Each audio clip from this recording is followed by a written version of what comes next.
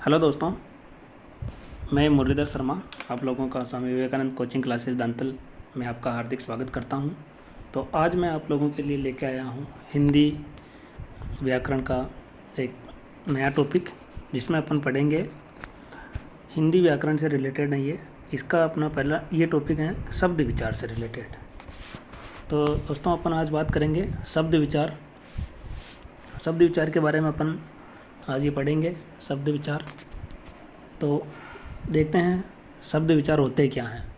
प्रत्येक भाषा की अपनी ध्वनि अवस्था, शब्द रचना एवं वाक्य का निश्चित संरचनात्मक ढांचा तथा एक सुनिश्चित अर्थ प्रणाली होती है। भाषा की सबसे छोटी और सार्थक इकाई शब्द होता है। तो ध्यान रखना, भाषा की सबसे छोटी और सार्थक इकाई शब्द हैं। ध्वनि समूहों को ऐसी रचना जिसका कोई अर्थ निकलता हो उसे शब्द कहते हैं। एक बार वापस देख लीजिए बच्चों, ध्वनि समूहों की ऐसी रचना जिसका कोई अर्थ निकलता हो उसे शब्द कहते हैं। परिभाषा और देखते हैं, एक या एक से अधिक वर्णों से बने सार्थक ध्वनि समूह को शब्द कहते हैं। एक या एक से अधिक वर्णों से बने सार्थक ध्वनि समूह को शब्द कहते हैं। इसके बाद अपन देखते हैं शब्दों के भेद। तो शब्द की उत्पत्ति, रचना, प्रयोग एवं अर्थ के आधार पर शब्द के भेद किए गए हैं, जिनका विस्तृत विवरण अपन इस तरह से पढ़ेंगे। तो प्रथम बात करते हैं अपन उत्पत्ति के आधार पर। सबसे पहले अपन बात करते हैं उत्पत्ति के आधार पर। तो उत्पत्ति के आधार पर हिंदी भाषा में संस्कृत, विदेशी भाषाओं, बोलियों एवं स्थानीय संपर्क भाषा के आधार पर निर्मित शब्द सम्मिलित हैं। अतः उत्पत्ति और स्रोत के आधार पर हिंदी भाषा के शब्दों को निम्नलिखित भागों में बांटा गया है। अर्थात उत्पत्ति के आधार पर शब्दों को तत्सम और तद्भव शब्द में बांटा गया है। तत्सम शब्द के बारे में बात करते हैं। तत् प्लस सम, इसका संधि विच्छेद है, अर्थात इसके समान। अर्थात किसी भाषा में प्रयुक्त उसकी मूल भाषा के शब्दों को तत्सम कहते हैं। हिंदी की मूल भाषा संस्कृत है। देखिए, हिंदी की मूल भाषा क्या है? संस्कृत है। तो इसलिए संस्कृत के वे शब्द जो हिंदी में ज्यों के त्यों प्रयुक्त होते हैं उन्हें तत्सम शब्द कहते हैं। जैसे अट्टालिका, उष्ट्र, कर्ण, चंद्र, अग्नि, आम्र, गर्दभ, क्षेत्र आदि। तद्भव शब्द की बात करते हैं।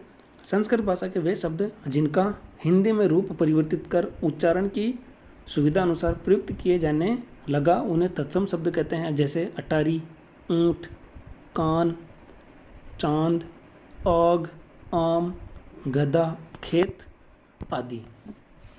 अब अपन बात करेंगे दोस्तों कुछ तत्सम तद्भव शब्दों की, जो अपने इस हिंदी व्याकरण कक्षा 9 से 12 वाली किताब में दिए हुए हैं। तो देखिए, तत्सम, पहले तत्सम दिया हुआ है, उसके बाद तद्भव दिए हुए हैं।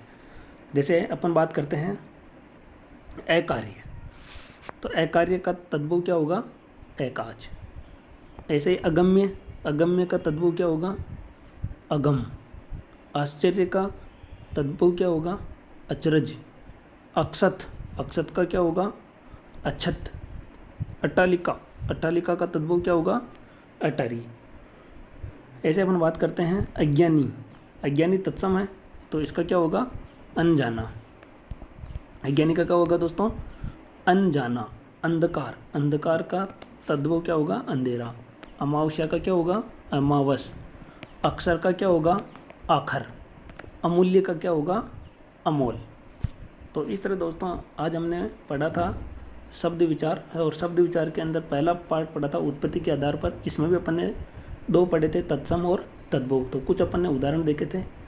तो इसके बाद मैं अगली क्लास लेके आऊँगा तत्सम और तद्भव शब्दों का कलेक्शन, जिसके अंदर बहुत सारे तत्सम और तद्भव होंगे। तो आप लोगों से उम्मीद करता हूँ आपको बहुत ही अच्छा समझ में आया होगा। आप इस क्लास का रिवीजन करें घर पे, और भी तत्सम तद्भव आप प्रैक्टिस करें। इससे क्या होगा, आपको दिमाग में बिल्कुल अच्छी तरह से सेट हो जाएंगे, और आपको जब एग्ज़ाम दोगे तो आपको ईजी लगेगा।